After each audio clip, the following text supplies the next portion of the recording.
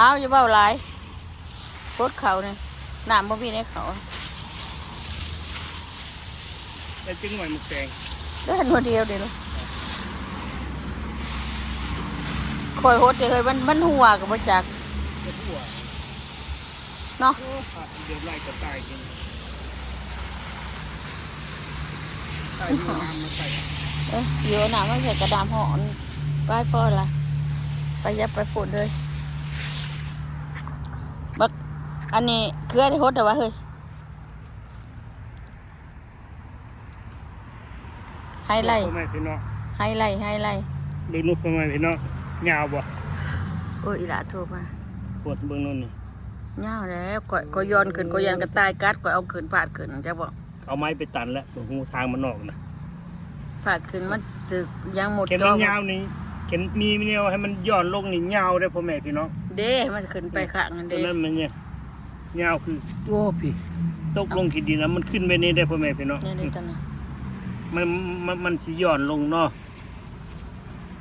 เพราะว่ายันกระต่ายหรือว่าหมดจอกินหลายพี่น้องบอกทั่วคนต้องใช้ AI ซอยมัน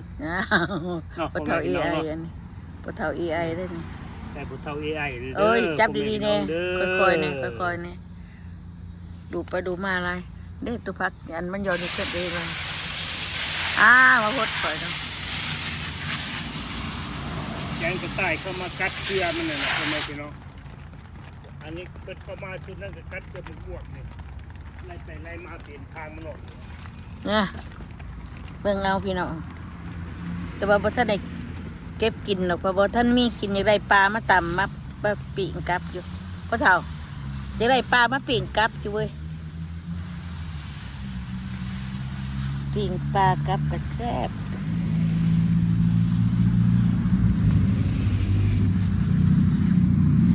เอาขึ้นเทิงกะมันบ่มีบนขึ้นมันบ่เป็นแต่ขี้ดินขึ้นลงตัวก็ได้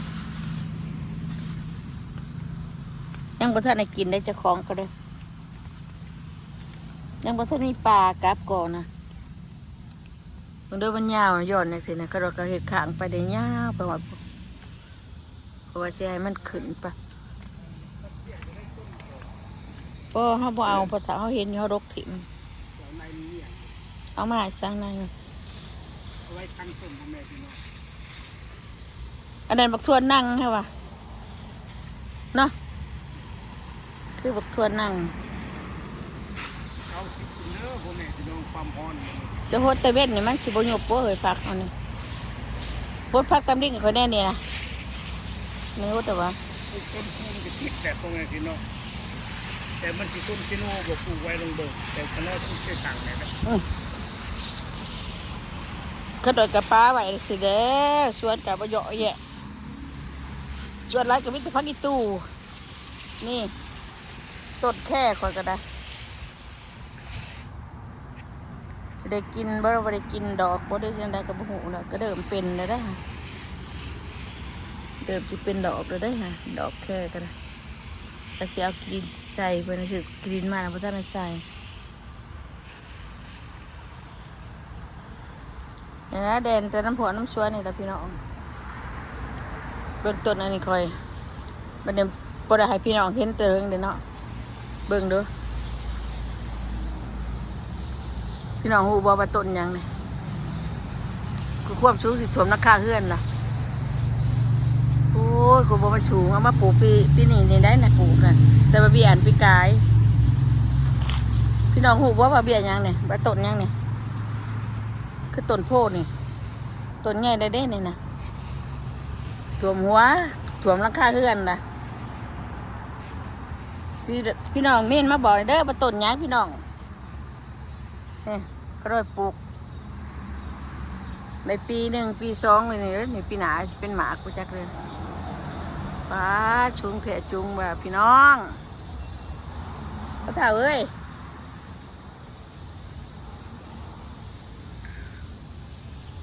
ก็บ่เคยขนาดได้พี่น้องกระดักกระโดดชื่อหมากมันมาฮดนี่เฮ้ยเฮ็ดที่เจ้าเด่นน้ำที่เจ้ามาฮดต้นนี่ค่อยแน่นี่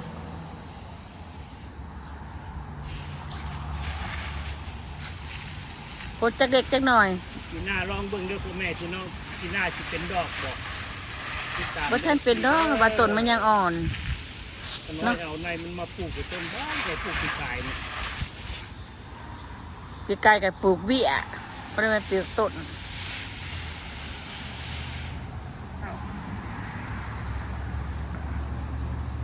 ชะลอยขดอยกระติบพักล่ะทองห้างสางนี้พักแล้วพี่น้องโอ้ยยายโคตรไปใช้เงื่อนเพื่อนเลยเฮ้ยทีเด้ทางนี้ก็บ่โคตรเด้งมาเนี่ยฝนตกบาง2-3 วันนี่ก็นั่นอยู่ชะลอยได้นี่โมเมนต์ชะรีนี่บ่มันเตี้ยๆมันบ่สูงนะบ่มันชะรีมันจะชะลอยโคตรฮดนี่ก็เบิ่งดูนี่ ไปดีเด้อพ่อแม่พี่น้องเด้อ สวัสดีเด้อคุณบา สบายดีต้องใช้คุณเตรียมตุกได้นี่ โคตรแชนดอกมันนำเลยสาวเด้อ เตรียม กาดามก็ได้บ่ให้เว้าราคาดามนะ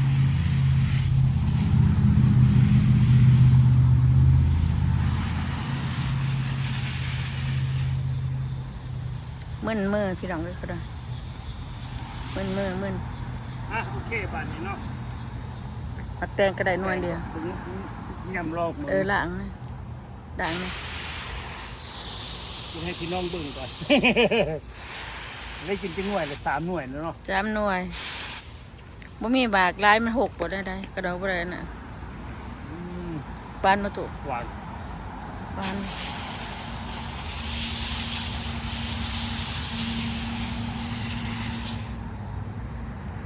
หวานทุกกรอบ เป็นหมากเบิดล่ะแด กร ด อบ แตก นอกนุ่มใน ว้าวปันมาหมูยังบ่อื้อขอถอกดอกแล้วว่า ความเสียงยำมันกรอบอยู่ เบิ่งกัดเบิ่งเอ้ยหวานนี่เนาะหอม คนกินเป็นบุญยังใจคนเบิ่งก็มาครับ กรอบๆเนาะ กินเป็นแซ่บบอก กินแน่ น้อย เออมันอ่อนเลยแท้ หวานเขาเหมือนกันนะ เจ้าหน่อยก็ยำมักทั่วเป็นบ้างเลยเนาะมักทั่วบุดบ่อยาก เลิกใครจะตัด ปวดหัวจังไข่ไปพักขะแหน่โยดแห้งได้เคยเป็นต้นอ่อนเท่าเกิดบ่ได้ดอกพวกมาปลูกมันบ่เกิดกระดอนก็มาปลูกที่ช่องเลยช่องดุดนั่นนี่โคตรเฮ็ดยังครับเบา เบิ่งต้นมอนเกิดเห็นแต่มันงามเลย ๆเบิดดอกต้นมอนในสวนเฮา แต่คนจะไว้ให้มันห่มหมดจะตัดทิ้ง บ่สบายเฮ็ดยาต้นมันใหญ่ได้ก็เฮ็ดยากิน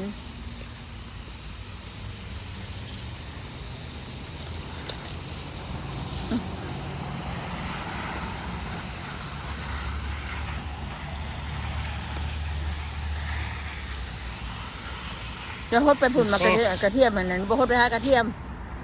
เพราะว่ามันอย่างมันสิเน่า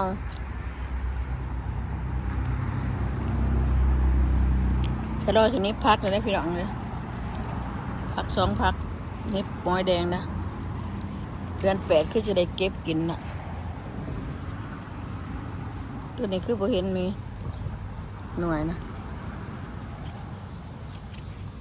ตัวได้มีก็เป็นกินตัวได้บ่มีก็คือว่าหั่นน่ะนี่พักบ่ได้เลยปะหน่อยปลูกหลายเด้จ้าพวกเพิ่นใส่แต่3 ในขนาดบ่ใส่3 ในใส่มันหลายๆตัวได้เกิดก็กินโอ้มีเต็นนี่เป็นหน่วยขาวแล้วนี่เป็นอันขาวเป็นหมอยอันแดงละเด้สิได้กินเด้ขน่อยปลูกเองปีนี้โอเคพี่น้อง